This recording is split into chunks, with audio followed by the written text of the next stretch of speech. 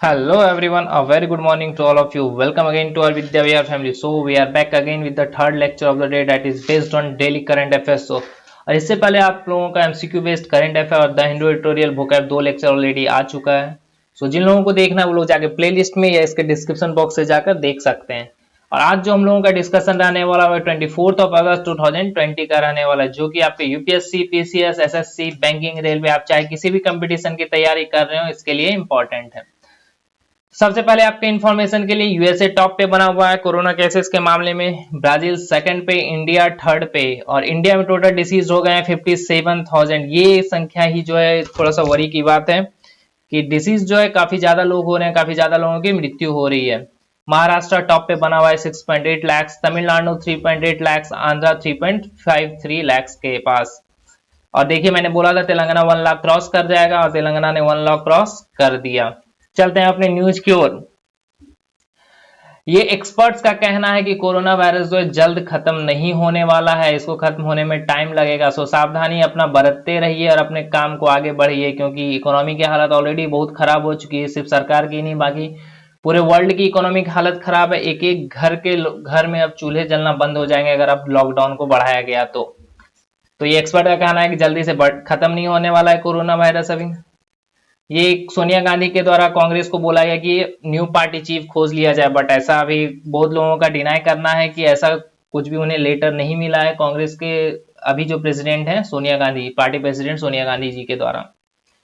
और ये उम्मीद लगाई जा रही है कि इस ईयर के अंत तक वैक्सीन आ जाएगा इंडिया के पास। बाकी इस पेज में कुछ भी एग्जाम से रिलेवेंट न्यूज नहीं था, इसलिए मैं इसे डिस्कस करने वाला नहीं हूँ। हाँ, ये एक थोड़ा सा अच्छा है कि ओडिशा के द्वारा एक नया ऐप लॉन्च किया जा रहा है जिसका नाम होगा, जिसका मेन काम होगा फार्मर के ग्रीवियंस को देखना, यानी फार्मर के शिकायतों को देखना।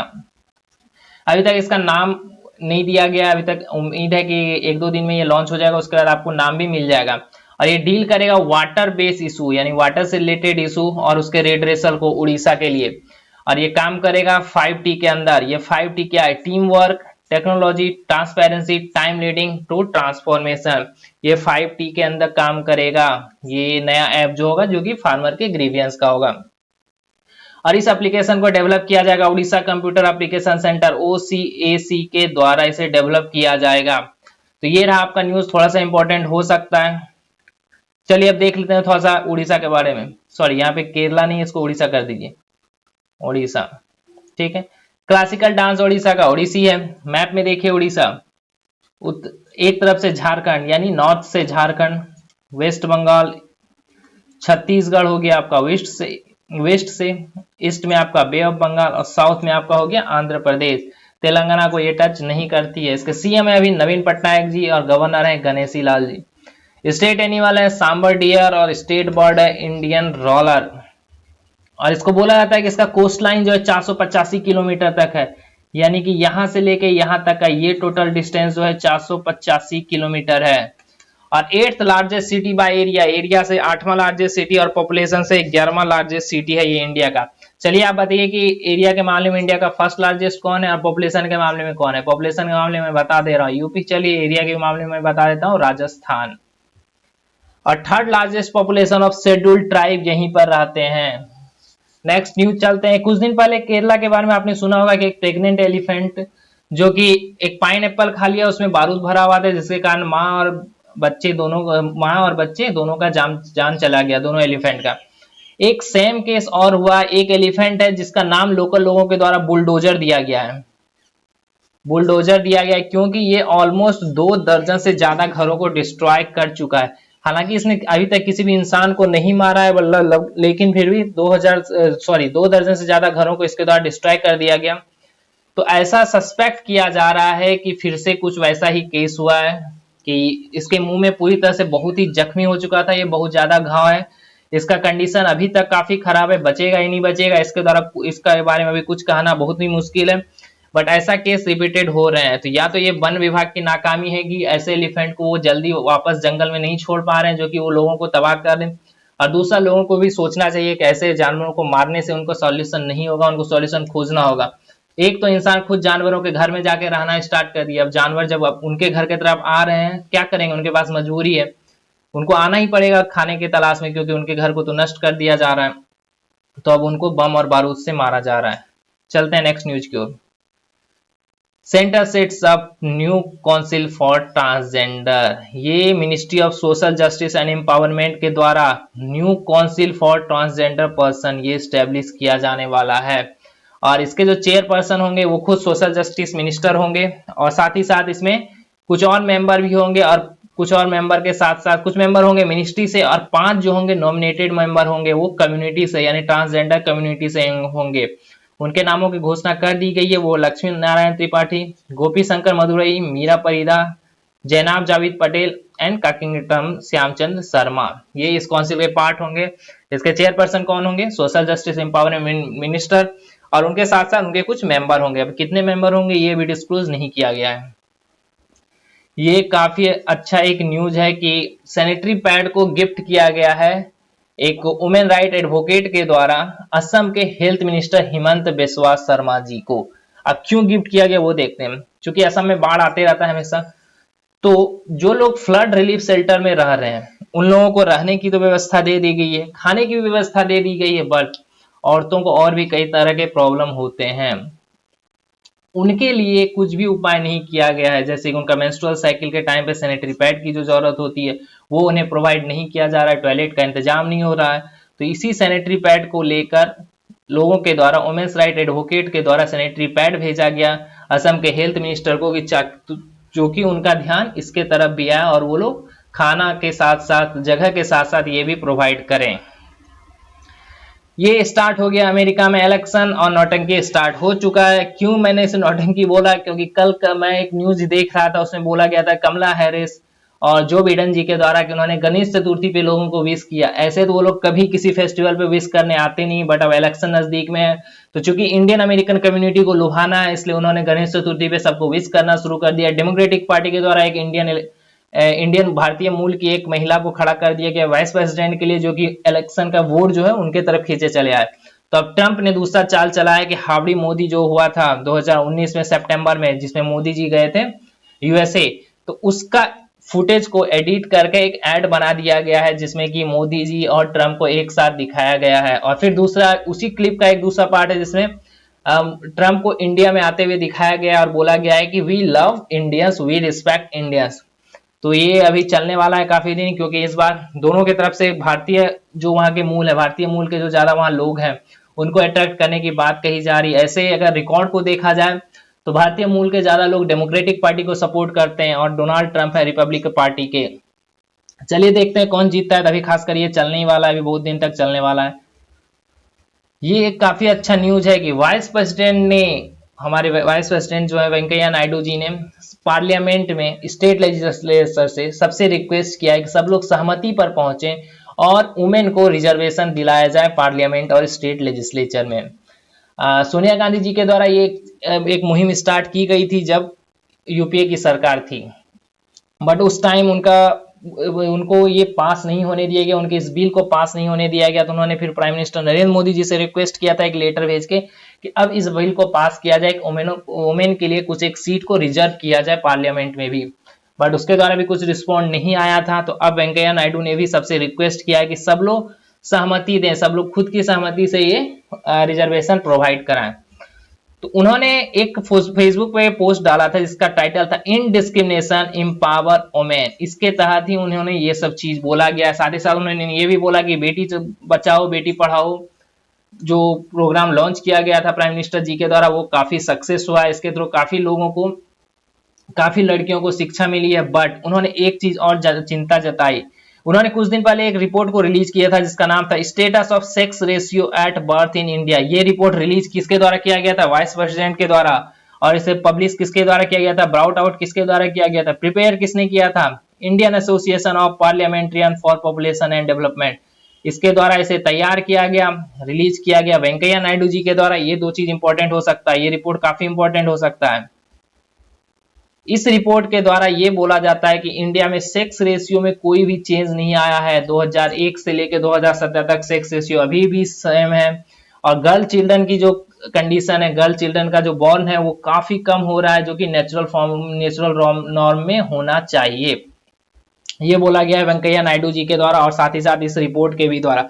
चलिए बैकग्राउंड में चल के अब देख लेते हैं। एक तो बेटी बचाओ बेटी पढ़ाओ क्या है, और दूसरा ये IAPPD क्या है।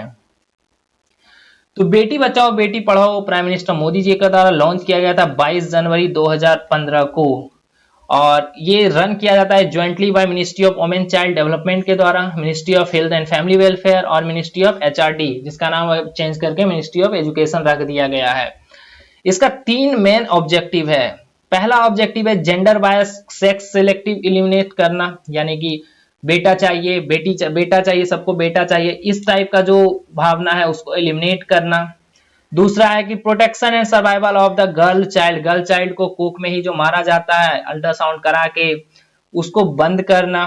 तीसरा, प्रत्येक लड़कियों को एजुकेटेड करना, पार्टिसिपेशन एजुकेशन में लड़कियों का बढ़ाना। ये 3 मेन उद्देश्य है बेटी बचाओ और बेटी पढ़ाओ योजना का। अब मैंने वहां पे बोला था कि IAPPD के द्वारा एक रिपोर्ट जारी किया गया जिसका नाम है status of sex ratio at birth in India, जिसको रिलीज किया गया वाइस प्रेसिडेंट वेंकैया नायडू जी के द्वारा। ये क्वेश्चन काफी इंपॉर्टेंट हो सकता है। ये एक NGO है जिसको एस्टेब्लिश किया गया था 1978 में। इसका मेन काम है कि पॉपुलेशन और डेवलपमेंट के बीच बैलेंस बैठाना, कैसे पॉपुलेशन कितना हो और डेवलपमेंट उसके हिसाब से कैसे किया जाए, उसके बीच के बीच जो म्यूचुअल अंडरस्टैंडिंग या फिर बोल सकते हो बैलेंस बनाने का जो काम है वो इसके अंदर आता है, इसका मेन ऑब्जेक्टिव है। चलते हैं नेक्स्ट न्यूज की ओर। ये एक फेस्टिवल है नुआखाई फेस्टिवल, ये ओडिशा में सेलिब्रेट किया जाता है। इसको बोलते हैं हार्वेस्टिंग फेस्टिवल, यानी फसल काट कर जब घर पे लाया जाता है उसी को नुआखाई फेस्टिवल के रूप में सेलिब्रेट किया जाता है उड़ीसा में। तो याद रखना चाहिए आपको कि नुआखाई फेस्टिवल कहाँ सेलिब्रेट किया जाता है, तो ये उड़ीसा में। और ये भी काफी अच्छा न्यूज है कि हेल्थ मिनिस्टर हमारे डॉक्टर हर्षवर्धन जी के द्वारा 10 बेडेड, यहाँ देखिए आप 10 बेडेड मेक शिफ्ट हॉस्पिटल, जो कि नेशनल डिजास्टर रिस्पांस फोर्स के बेस गाजियाबाद उत्तर प्रदेश में इनॉग्रेट किया गया। ये मेक शिफ्ट हॉस्पिटल कहाँ बनाया गया है, आपका गाजियाबाद में बनाया गया है। नेशनल डिजास्टर रिस्पांस फोर्स के आर्मी बेस में गाजियाबाद में बनाया गया, और ये कितना बेडेड है, 10 बेडेड ही अभी फिलहाल बनाया गया है। साथ ही साथ डॉक्टर हर्षवर्धन जी का ये भी कहना था कि इंडिया का रिकवरी रेट सबसे ज्यादा है 75% कोरोना केसेस के मामले में, और मोर्टेलिटी रेट सबसे कम है 1.87% अक्रॉस द वर्ल्ड, पूरे वर्ल्ड में इतना कम है। और उन्होंने साथ ही साथ ये भी बोला कि 1511 लैब ऑलरेडी भारत डेवलप कर चुका है, जिसमें 15,000 डेडिकेटेड कोविड हॉस्पिटल को भी बनाया गया है। ये सब उन्होंने बताया कि क्या क्या काम उनके सरकार के द्वारा की गई है। बट आपके लिए इंपॉर्टेंट हो सकता है कि 10 बेडेड मेकशिफ्ट हॉस्पिटल अभी कहां बनाया गया और उसको किसके द्वारा इनॉग्रेट किया गया। ये मैंने कुछ एक दिन पहले एक न्यूज डिस्कस किया था कि मिस्टर लवासा जी, उनके पास एक चांस था कि 2021 में जाकर चीफ इलेक्शन कमिश्नर बने, बट उन्होंने वो सेलेक्ट ना करके एडीबी का वाइस प्रेसिडेंट बनना सेलेक्ट किया था, और उन्होंने ये पोस्ट अपना 31 अगस्त को उनका रेजिग्नेशन डेट है। तो उससे पहले किसी को एक को चीफ इलेक्शन कमिश्नर के रूप में अपॉइंट करना था सरकार को। तो अब न्यू इलेक्शन कमिश्नर जो होंगे वो होंगे राजीव कुमार, और वो किसको रिप्लेस करेंगे, अशोक लवासा जी। क्यों रिप्लेस करेंगे, क्योंकि ये एडीबी के वाइस प्रेसिडेंट बन चुके हैं, सो इन्होंने अपने पोस्ट रेजिग्नेशन दे दिया है। राजीव कुमार का कार्यकाल शुरू होगा अगस्त 31 से। और राजीव कुमार जी के बारे में थोड़ा सा जान लें कि 1984 बैच के ये IAS ऑफिसर थे, और ये पहले फॉर्मर फाइनेंस सेक्रेटरी भी रह चुके हैं। ये काफी इंपॉर्टेंट हो सकता है कि फाइनेंस सेक्रेटरी को इस बार एक इलेक्शन कमिश्नर का पोस्ट दिया गया है। इन्होंने ही एक मेजर रोल निभाया था 10 पब्लिक सेक्टर बैंक को 4 में बनाने का। उनका 2.5 साल का एक टेन्योर था एज ए फाइनेंस सेक्रेटरी। उसी बीच में उन्होंने 10 पब्लिक सेक्टर बैंक को 4 में मर्ज किया था, और अब वो इलेक्शन कमिश्नर का भार संभालने वाले हैं, और वो भी तब जब बिहार में अभी इलेक्शन नजदीक है। नेशनल फर्टिलाइजर लिमिटेड के द्वारा ऑर्गेनिक वेस्ट कन्वर्टर प्लांट को इनॉग्रेट किया गया, स्टार्ट किया गया। ये कहां किया गया, मध्य प्रदेश में। OWC प्लांट जिसको आप बोल सकते हो, ऑर्गेनिक वेस्ट कन्वर्टर OWC, ये मध्य प्रदेश में स्टार्ट किया गया। किसके द्वारा, नेशनल फर्टिलाइजर लिमिटेड। ये एक PSU है अंदर डिपार्टमेंट ऑफ फर्टिलाइजर। अब इसका मेन प्रोसेस कैसे चलता है वो बताता हूं मैं। बायोडिग्रेडेबल वेस्ट जो होगा कलेक्ट किया जाएगा, उसके बाद उसको ट्रांसपोर्ट किया जाएगा इस वेस्ट कन्वर्टर प्लांट में, जिसको आप बोलते हैं OWC, organic waste converter plant, जहां पे उसको नॉन डिग्रेडेबल पार्ट से अलग किया जाएगा। जो कि जो डिग्रेड होने वाला पार्ट नहीं है और जो डिग्रेड होने वाला पार्ट है, दोनों को अलग किया जाएगा। उसके बाद वहां पे 10 दिन लगेगा इसको खाद बनाने में, फर्टिलाइजर बनाने में। फिर उसका यूज जो होगा कंपोस्ट के रूप में आप कर सकते हैं। और इसमें ministry of chemical and fertiliser का भी ये एक इनिशिएटिव है। इन्होंने बोला एक स्वच्छ भारत प्रोजेक्ट एम के तहत पर डे 2000 केजी जो बायोडिग्रेडेबल वेस्ट है जनरेट जो कि पूरे टाउन में जनरेट किया जाता है उसको अब कंपोस्ट बनाया जाएगा। तो ये काफी अच्छा न्यूज है, ये सबसे अच्छा है मुझे लगा सुन के कि चलिए कुछ ना कुछ आपका जो वेस्ट प्रोडक्ट है घर से जो निकल रहा है सॉरी गाइस, उसका आप कंपोस्ट बन सकता है, खाद बन सकता है, एज अ फर्टिलाइजर उसको अब यूज किया जा सकता है। चलते हैं नेक्स्ट न्यूज की ओर। ये हमारे consumer affair minister Ramvilas Paswan ji का ये मैंडेटरी एक नोटिस आ गया है कि जून 1 नेक्स्ट ईयर तक hallmarking of precious metal mandatory हो जाएगा। सॉरी गाइस, गले में कुछ लगता है अटक गया है। हाँ, तो मैं क्या बोल रहा था, 1 जून 2021 तक hallmarking of precious metal will be mandatory. ये मैंडेटरी आपको करना ही होगा। उन्होंने साथ ही साथ कहा कि अभी इंडिया में 921 हॉलमार्किंग सेंटर है जो कि 234 डिस्ट्रिक्ट में अभी फैले हुए हैं और उम्मीद है कि अगला रिमेनिंग 480 डिस्ट्रिक्ट जो है बाय जून 2021 तक वो भी ऑपरेशनल हो जाएंगे। सबसे पहले एक चल के देखते हैं हॉलमार्किंग क्या होता है। हॉलमार्क एक ऑफिशियल मार्क होता है जो कि गवर्नमेंट के द्वारा या कोई भी अथॉरिटी के द्वारा प्रोवाइड किया जाता है नोबल मेटल के लिए, जो कि है प्लेटिनम, गोल्ड, सिल्वर और कोई कोई नेशन में पैलेडियम के लिए भी। ये आप देख सकते हो कि सारे के सारे काफी महंगे मेटल हैं। इन सब के लिए ऑफिशियल मार्क जो प्रोवाइड किया था या आप सीरीज ऑफ मार्क बोल सकते हो, उसी को हॉलमार्क बोला जाता है, जो इसकी शुद्धता की जांच की पहचान होती है। कभी कभी हॉलमार्क्स को आप कंफ्यूज कर जाते हो ट्रेडमार्क या फिर मेकर्स ट्रेड में। तो ट्रेडमार्क या मेकर्स ट्रेड जो रहता है ना, ये मैन्युफैक्चरर के द्वारा दिया जाता है, जबकि हॉलमार्क एक कोई ऑफिशियल के द्वारा दिया जाता है। ये शुद्धता की जांच करने के बाद हॉलमार्क दिया जाता है। ट्रेडमार्क कोई भी अपना मैन्युफैक्चरिंग कर रहा है तो वो अपना एक पहचान देता है एज अ ट्रेडमार्क। ये अच्छा न्यूज है, गडकरी जी के द्वारा मध्य प्रदेश में 35 हाईवे प्रोजेक्ट जिसका कॉस्ट है 9400 करोड़ का इनॉग्रेशन किया गया। काफी अच्छा, मैंने कुछ दिन पहले बोला था जम्मू कश्मीर एंड लद्दाख रीजन में भी काफी सारे प्रोजेक्ट को इनॉग्रेट किया गया है और अब मध्य प्रदेश में इतने सारे प्रोजेक्ट को 35 हाईवे प्रोजेक्ट को इनॉग्रेट किया गया है। तो चलिए थोड़ा सा चल के बैकग्राउंड में देख लेते हैं मध्य प्रदेश कहाँ पे है। ये रहा हमारा मध्य प्रदेश, उत्तर में घिरा है, उत्तर प्रदेश से पूरब में घिरा है छत्तीसगढ़ से सॉरी, दक्षिण में महाराष्ट्र से और वेस्ट में राजस्थान एंड गुजरात से। इतने सारे राज्यों के साथ ये अपना बाउंड्री शेयर करता है। यहाँ का कुछ एक मेन फोक डांस जो है गरीदा डांस, सेला लड़की, सेला भादुनी, मंच, फूलपाती, कुछ एक नाम को आप याद रख सकते हैं। सीएम है यहाँ के शिवराज सिंह चौहान जी, गवर्नर है आनंदीबेन पटेल। और एमपी के बारे में अभी हाल फिलहाल का न्यूज था कि वो एनआरए के द्वारा जो एग्जाम कंडक्ट कराया जाएगा सीईटी, उसी के थ्रू अब वो वैकेंसी वहां फिल करेगी, वो अपना सेपरेट एग्जाम अब कंडक्ट कराने वाली नहीं है। उन्होंने बोला कि स्टूडेंट को होने वाले परेशानियों से बचाने के लिए ऐसा किया गया है कि वो एक एग्जाम देंगे, उसी के रिजल्ट के बेस पे स्टेट की भी वैकेंसी भरी जाएगी। साथ ही साथ उन्होंने ये भी क्लियर कर दिया है कि स्टेट का जॉब स्टेट के लिए, यानी स्टेट का रिसोर्स जो है स्टेट के लोकल पीपल के लिए है, बाहरी लोगों को अब वहां अप्लाई नहीं करने दिया जाएगा जब तक कि सीट खाली ना बच जाए। स्टेट एनिमल है वहां का वारासिंगा, स्टेट बर्ड है इंडियन पैराडाइज फ्लाई कैचर। और ये टाइगर प्रोजेक्ट के तहत टाइगर की संख्या जो बढ़ाने का जो एक प्रोजेक्ट आया था भारत में 1973 से जो स्टार्ट किया गया था, उसके तहत मध्य प्रदेश में सबसे हाईएस्ट नंबर ऑफ टाइगर आ चुके हैं जो कि है 526, फॉलोड बाय कर्नाटका इसके बाद है। चलते हैं नेक्स्ट न्यूज की ओर। आर्मी स्पोर्ट्स इंस्टीट्यूट जो कि पुणे बेस्ड है, उसको अवार्ड दिया गया राष्ट्रीय खेल प्रोत्साहन पुरस्कार, राष्ट्रीय खेल प्रोत्साहन पुरस्कार 2020। मैंने आज सुबह के लेक्चर में मैंने बताया था कि रोहित शर्मा को राजीव गांधी खेल रत्न अवार्ड दिया गया और इस बार खेल रत्न अवार्ड 5 अलग अलग लोगों को दिया गया, ध्यानचंद अवार्ड भी दिया गया, काफी सारे अवार्ड वहां पे दिए गए। उसमें से एक मेन अवार्ड था, काफी अच्छा अवार्ड और काफी प्रोमिनेंट अवार्ड है ये राष्ट्रीय खेल प्रोत्साहन पुरस्कार, जो कि ministry of youth affair and sports के द्वारा दिया गया है और ये दिया गया आर्मी स्पोर्ट्स इंस्टीट्यूट जो कि है पुणे में। यहाँ पे कई तरह के डिसिप्लिन है जैसे कि archery, athletics, boxing, diving, fencing, weight lifting and wrestling. ये सेलेक्टेड 7 डिसिप्लिन अभी तक यहाँ अवेलेबल हैं। चलते हैं नेक्स्ट न्यूज की ओर। सिलाबंग वोल्केनो जो है वो एक बार फिर से बस्ट हो गई है और ये जब भी बस्ट होती है सिलाबंग वोल्केनो जो, ये सबसे पहले देख लीजिए कहाँ, ये इंडोनेशिया में है। चलिए मैं आपको मैप में दिखाई देता हूँ, सैर ही करा देता हूँ सिलाबंग वोल्केनो को। तो ये रहा हमारा इंडिया, ये रहा इंडोनेशिया। चलिए जूम करके आपको आज वोल्केनो दिखाता हूँ। चलिए जूम करते चलिए और थोड़ा जूम कर लेते हैं।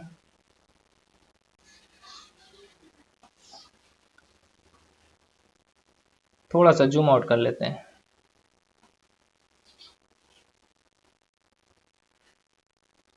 सर्च कर लेते हैं, इससे अच्छा खोजने में उतना टाइम बर्बाद करने से अच्छा है सर्च कर लेना। तो ये रहा मेरा माउंट सिनाबंग। देखिए अब इसको जूम आउट करते चलिए और चल के देखते हैं इसका लोकेशन, एक्चुअल लोकेशन इसका कहाँ पे है। मैप में देखना आपके लिए हमेशा अच्छा रहेगा, हमेशा। अगर आप मैप देखना सीख गए तो आपने काफी नंबर उठा लिया, आप समझ लो। देखिए यहाँ माउंट सिवाटन है, उसी के बगल में यहाँ पे माउंट सिनावंग है। और ये कहाँ है टोटल?